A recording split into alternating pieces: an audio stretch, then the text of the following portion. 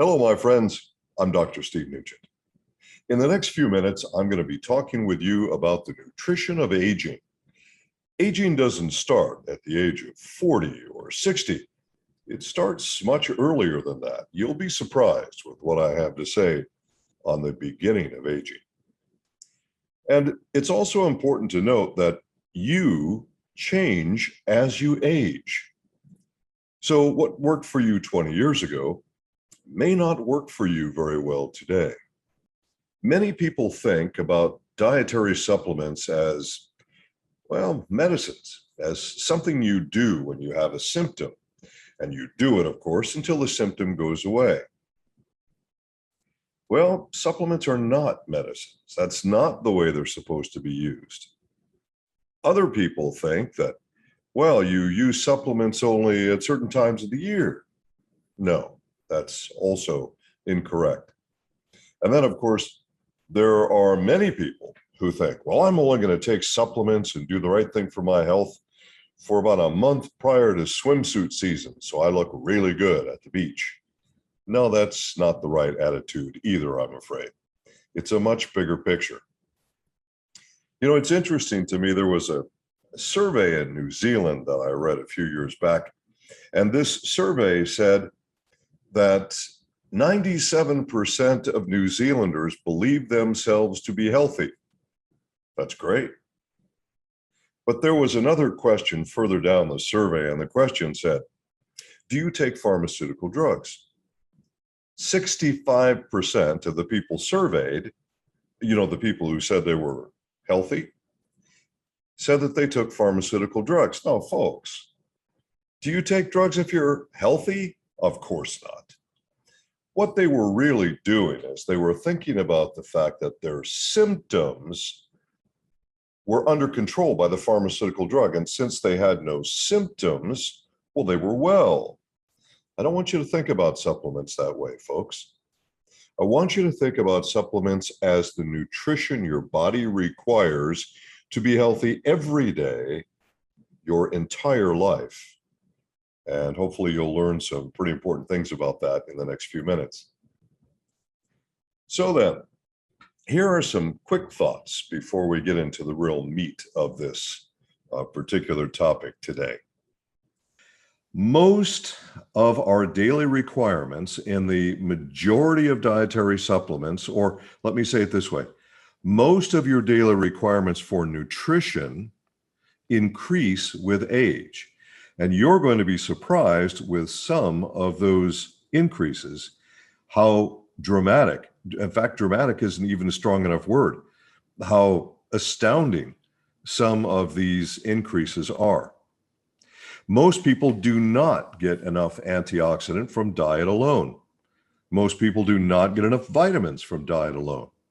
Most people do not get enough minerals from diet alone.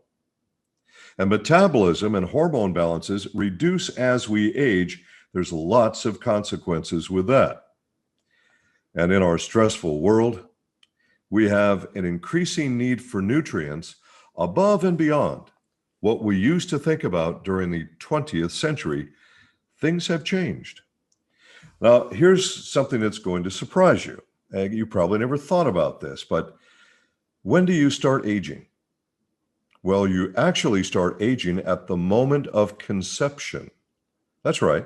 You are growing older with each moment while you're in your mother's womb. You are already aging. Now, the peak of that aging is reached around the age of 28. It can vary a little bit from one person to another. It could be 29, could be 30, but the average is 28 years of age. By the age of 40, it starts to become noticeable to most that they are starting to get older.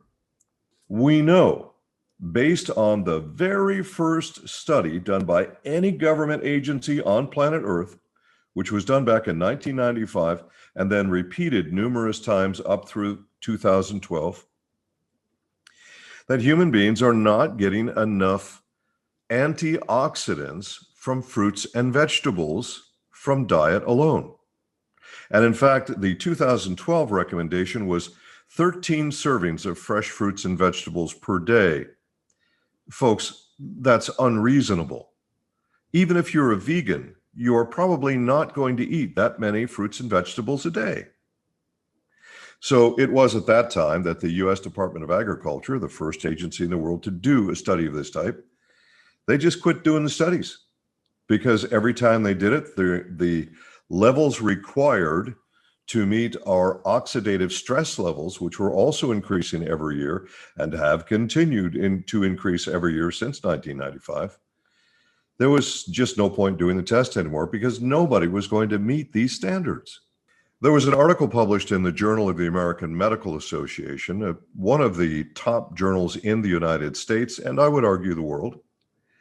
And in this, there were scientists, medical doctors, who drew the blood of individuals to test them for vitamins. And they found that the majority of people were not getting sufficient vitamin from diet alone. And they said that all adults should be taking vitamin supplements every day, all their lives. Well, in the United States, there have been many surveys done, and I use the US simply because there are better statistics available and more reliable statistics available in the US than really in any other country in the world. But human beings are human beings. So I'll give you a couple of US stats. Approximately 75% of Americans take dietary supplements. Now, that's on top of their diet. The United States has been referred to many times as the breadbasket of the world, where food is so abundant that, well, there's just no reason to be short of food.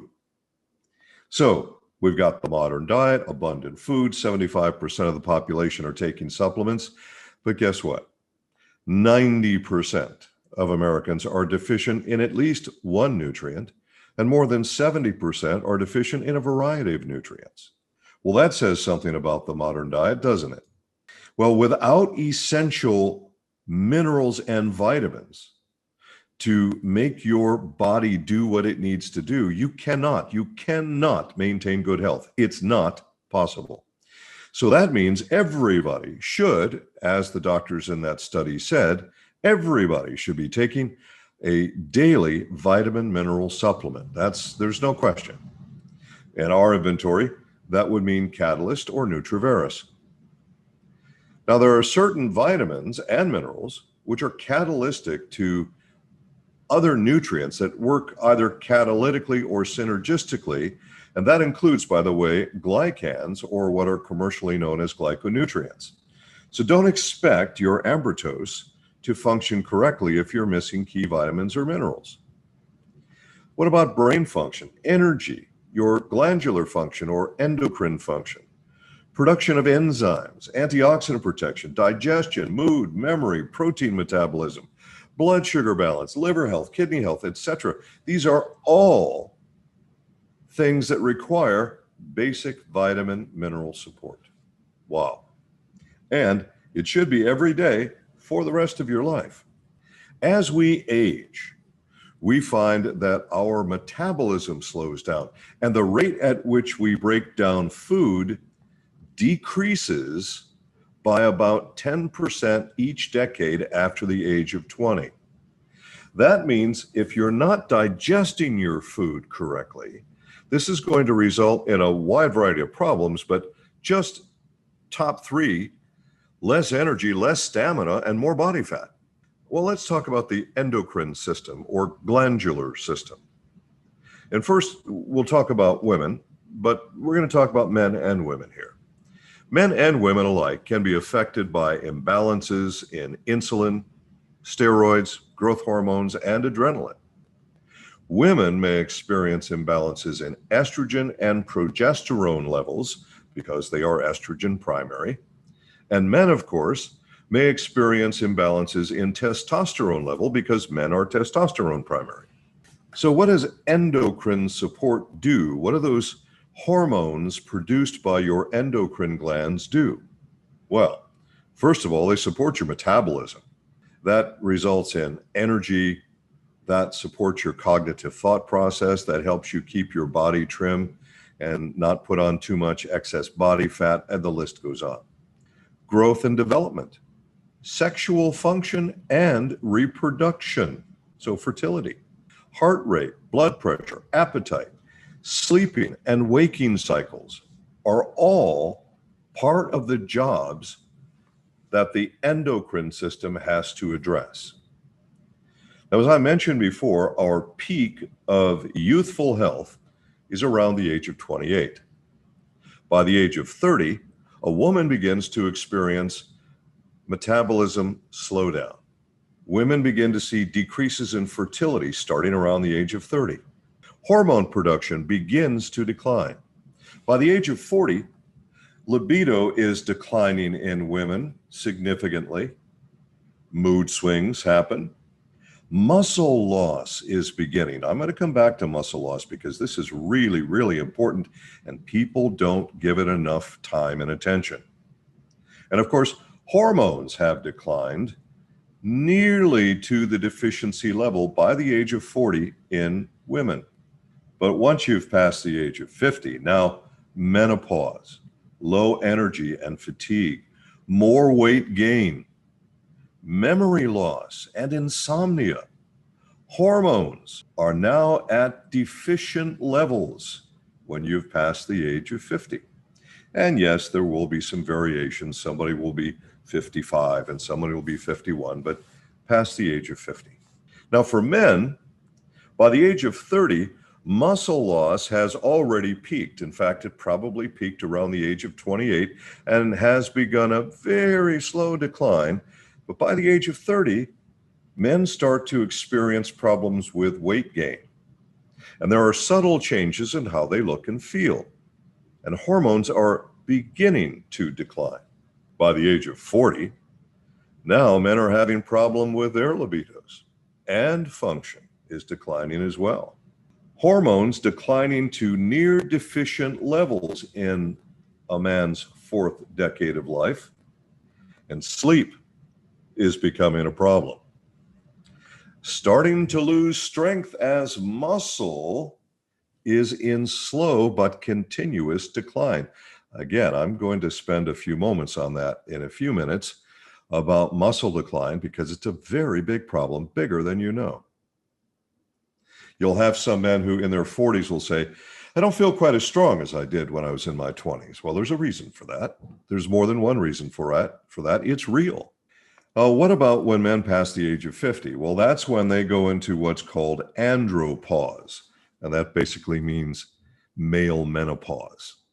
So men also, as their hormone levels have now become deficient, testosterone has dropped now, usually below normal levels, and sometimes dramatically for some men, they will experience low energy, weight gain, memory loss, problems with cognitive function, strength, and the list goes on. They don't just feel very much like they did as young men anymore. All right, so looking at where we're at right now, this means we're going to support our bodies every day the rest of our lives with Catalyst, because that's our most powerful of the multis. And I'm talking about some pretty serious declines here, which I'll do more of in the coming minutes. And of course, we'll use our endocrine support product called Plus. Plus works. Plus is for men and women. Now, for women, it's supporting things like reproductive health and breast health and that sort of thing. For men, it's primarily supporting prostate health, but it is supporting the other endocrine glands as well. Here's something that gets talked about, but this is going to shock you when you hear these numbers. We know, based on physiological data, that bone loss with aging is really dramatic. Now, in women, the rate is between 3 to 4% per year per decade at the age of 50. Now, by the time a woman has reached 60, she may be declining by as much as 25% per decade. Now, this is why the bones will reach this point where they become not only weak, but even brittle and will break easily. And of course, this happens as we age. Now, men also experience bone loss, by the way, but they experience it at a much slower rate than women. And you ladies will say, that's not fair. Well, listen, 3 to 4% every 10 years up to the age of 50, and then 25% per decade after the age of 60. This is pretty serious stuff. If you're confused by these percentages, I want you to keep life expectancies in mind. In North America, US males are expected to live to be 76.1 on average, and females 81.1. In Canada, it's 80 for males and 84.4 for females. In Mexico, it's 73.1 for males and 78.9 for females. And by the way, there's a myth around calcium, and I don't have time in this presentation to talk about that, but there's a significant myth here. And that is, women simply need to take more calcium and that'll make their bones strong. And I'm sorry, that's simply not true. It is true that strong bones need calcium. Absolutely no question. And it is true that bones are made primarily of calcium. Absolutely no question. However, in order for you to utilize calcium, to actually break it down so it becomes bioavailable and it becomes useful to your bones, and so that it can actually stay in your bones, calcium is not the answer. The answer are other cofactors such as magnesium and vitamin D. In fact, the latest studies are showing that most people in the modern diet are actually eating more calcium than they need every day, even before we talk about a dietary supplement. And if you get too much calcium, you will calcify your tissues, create kidney stones. You can calcify your arteries and contribute to serious heart problems. And the list goes on. So just loading calcium is not smart. In fact, it's a lot smarter to be loading magnesium and vitamin D, because chances are you're already eating more calcium every day than you actually require. But if you don't have enough vitamin D and magnesium, that calcium is going to do negative things to your body, not positive things. Once again, if you're confused by these percentages, I want you to remember the life expectancy numbers. Let's talk about muscle loss very quickly. Well, this is, as I say, much more serious than you know. Muscle loss is normal and natural, and it occurs at about 3 to 8% per decade after the age of 30. And this rate of decline is even higher after the age of 60. Now, this rate, when it begins with women, women will feel the decline probably more than men, because women have less muscle mass naturally than men to begin with. But with men, at some point, the men are going to say how they just don't feel strong anymore. Some men will even say things like, well, I don't feel like a man anymore. I just don't feel that sort of strength and robustness that I used to have. And much of this is about endocrine function, testosterone, and of course, muscle mass. That muscle mass is breaking down every single day, starting around the age of 30. Men should eat 56 grams of protein minimum daily, and women 46 grams of protein minimum daily. Now understand what I'm saying here. Minimum daily to maintain muscle mass. In other words, 56 grams for men and 46 grams for women to keep them from losing muscle mass. Now that's not additional protein to help you gain muscle mass. That's to keep you from losing muscle mass. Now here's another key, and I always get a kick out of this. We've had so many associates worldwide who, when they started with TruePlenish, and we talked about body composition and building muscle mass, and they would come to me and say, you know, I'm taking TruePlenish, except my muscles aren't growing. Well, it's not magic, folks. I wish it was. I wish that I could invent that magic pill or powder for you, but nobody's figured that out yet. So you have to have protein taken into your body in sufficient quantities to make a difference. And then there has to be a signal to the muscle that says, I need protein, send me protein now. That signal is generated by physical activity. That doesn't mean you have to kill yourself in the gym.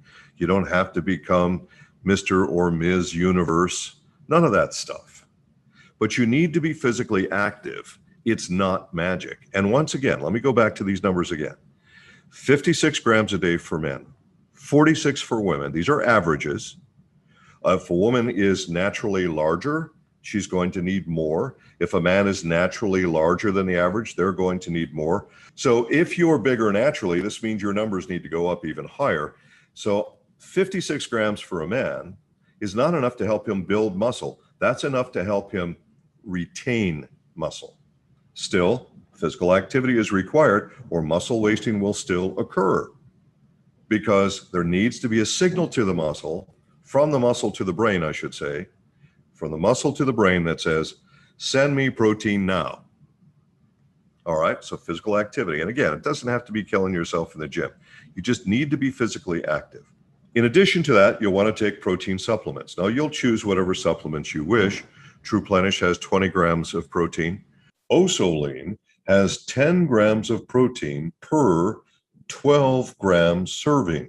With the two of them combined, you're up to 30. And that's excellent. That's still not enough to meet your minimum. So you have to make sure that your diet is properly balanced with protein.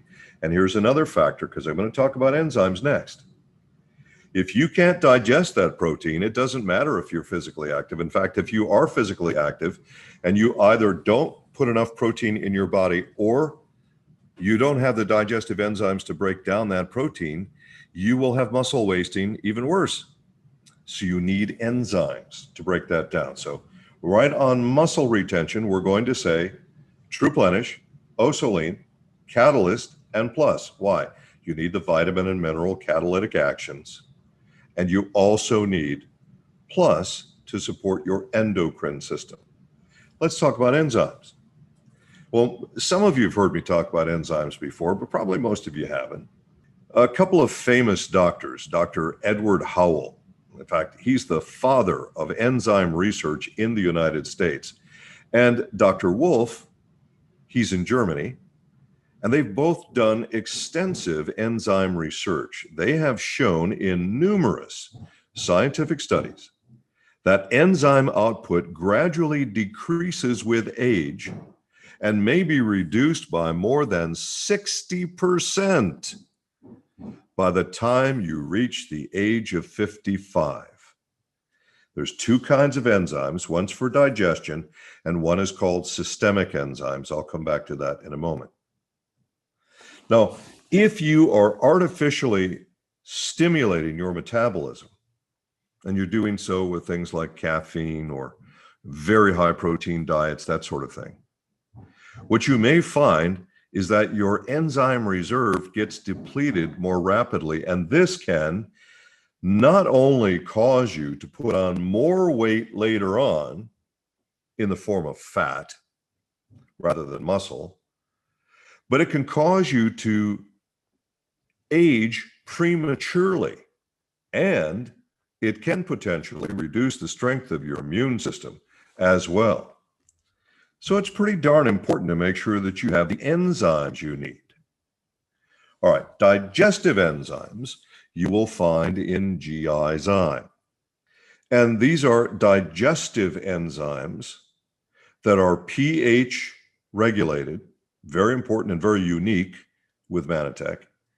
And it covers virtually every food group, including lactose, dairy, covers them all. So that's what you need for digesting that protein. Now, systemic enzymes also decrease as you age. A systemic enzyme is not used to digest your food. These are enzymes necessary for activity in your bloodstream. And they can do all kinds of really important things for you, including helping you with things like joint health and mobility.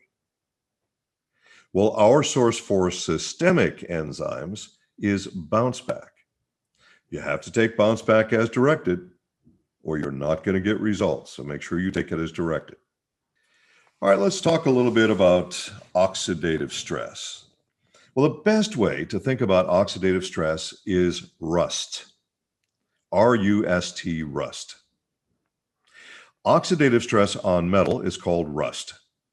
Now, you're not made of metal and you don't exactly rust, but it's a pretty similar activity.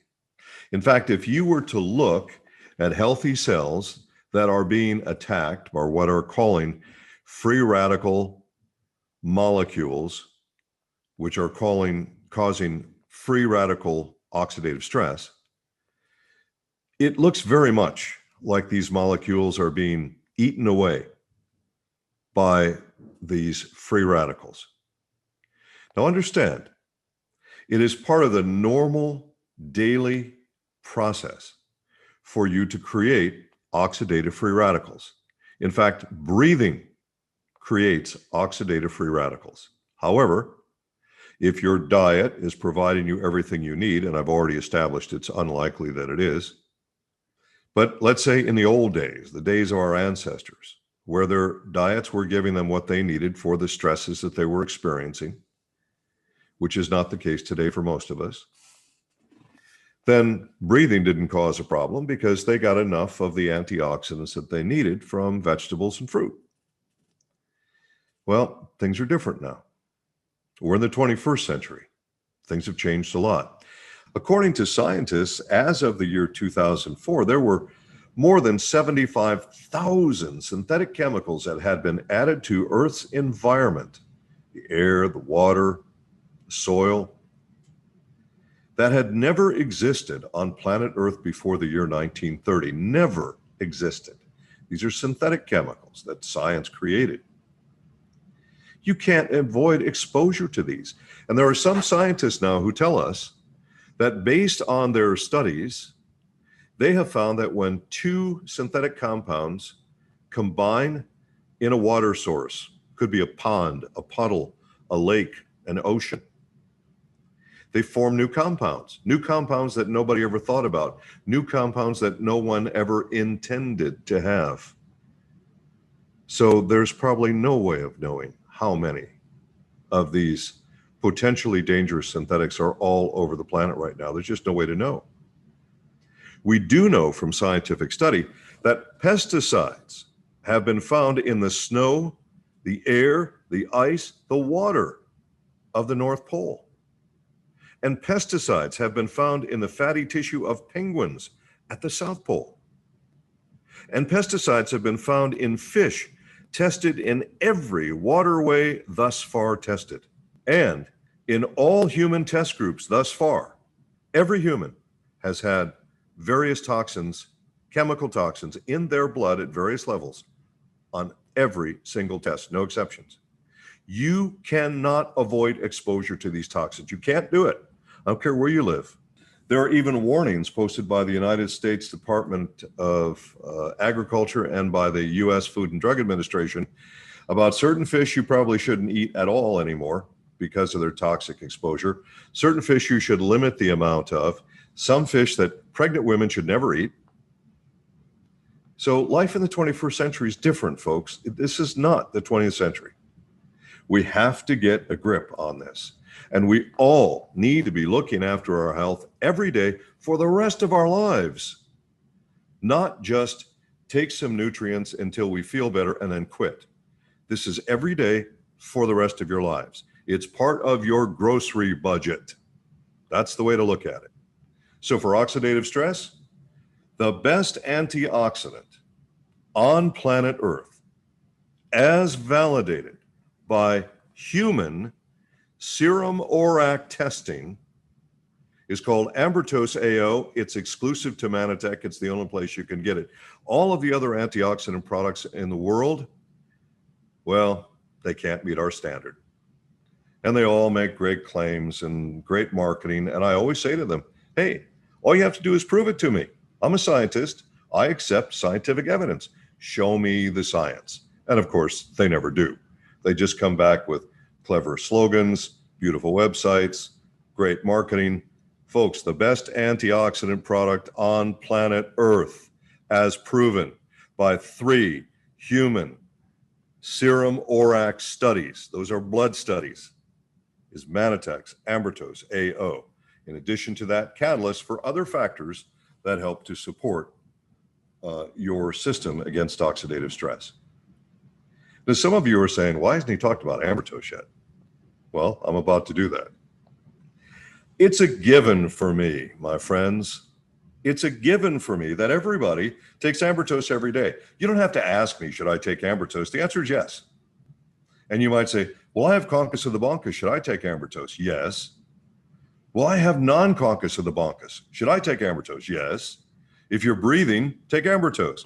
By the way, concus of the bronchus is not a disease. I made that up. If you're breathing, take Ambrotose. That's how easy it is, all right? Why? Because all functions of your body depend on cellular communication. You'll see a picture of a cell where there are a bunch of sort of squiggly things that are coming up out of the surface of the cell. Those things are called cell surface receptor sites.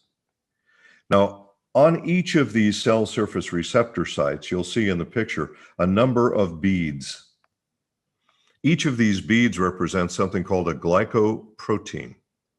A glycoprotein is a particular glycan, or what are commercially called glyconutrients, a specific glycan, which has deliberately bonded to a specific protein amino acid.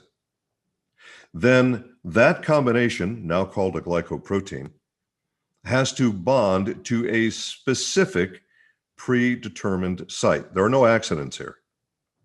And the reason this is done is because your body can't function without cellular communication. That is foundational. We also know that the modern diet is not providing the 8 necessary glycans for cellular communication for everyone all the time. In fact, the scientific data indicates that 2 of the 8 are being provided to virtually almost everyone on the planet all the time. But the other 6, well, it varies. Sometimes yes, sometimes no. Folks, you can't take a chance with that. So we know that on the basics of immune function, well, let me see, you're going to need vitamin C, okay? Now that's only part of it. You're going to need zinc. You're going to need a number of other things as well. But let's just say vitamin C. When you consume a food that contains vitamin C, or a supplement for that matter, but if you consume a food that contains vitamin C, you're going to have a communication that tells your digestive system which enzyme to use to break down the food and release the vitamin C from the food. You're going to need a communication that tells the system how to transport the vitamin C that has now been freed, that's been released, and where to transport it to. That's another communication. You're going to need a communication where the immune system can see what's going on in your body. Has something entered your body that's hostile, that doesn't belong there? You're going to need a communication that tells your immune system what kind of immune cells to use to respond to this new threat, and where the threat is and what the threat looks like. These are all communications. So your immune system can't function without cellular communication. But let's look at what we know in terms of Ambrotose. Now, I have never, ever been disappointed by Ambrotose. We've never had a single disappointing study with Ambrotose because of cellular communication, because that's what it does. And we've proven that in scientific study. Now, as a result of that, when we've tested for cognition or brain function, it's improved. We test for memory, it improves. We test for concentration, it improves. We test for intentiveness or mood or irritability, we see improvements. The immune system, of course. Even digestive function, because these glycans are prebiotics. Prebiotics are the food that probiotics need to eat in order to grow and multiply and be healthy and protect you. So we know all of that from scientific study. So for everybody, you don't have to ask me if you should take Ambrotose. Everybody takes Ambrotose. That's not the question. And for the others, what should we be doing when we're talking about a minimum of lifetime support? Not support until you feel better. It's a minimum. And folks, put it in your grocery budget. We start with what we call the OSP, the Optimal Support Packet. Now, the OSP contains Catalyst, N+, and Ambrotose AO. So you've got three of the things I've mentioned in this particular talk already covered in one very convenient packet. Now, that packet is so convenient, there's just no excuses. If you're traveling, it's in your pocket, it's in your purse, you have it. If you're at home, you don't have to take each bottle and open up and count out the capsules or the tablets. It's already done for you in a packet. Just tear the package open and swallow them down with your selected beverage, whatever that is. And of course, Ambrotose, everybody, all the time, no question, everybody. And for your enzyme decline, which I mentioned, can be as much as 60%. The decline of your enzymes is so important to note, so important to know about.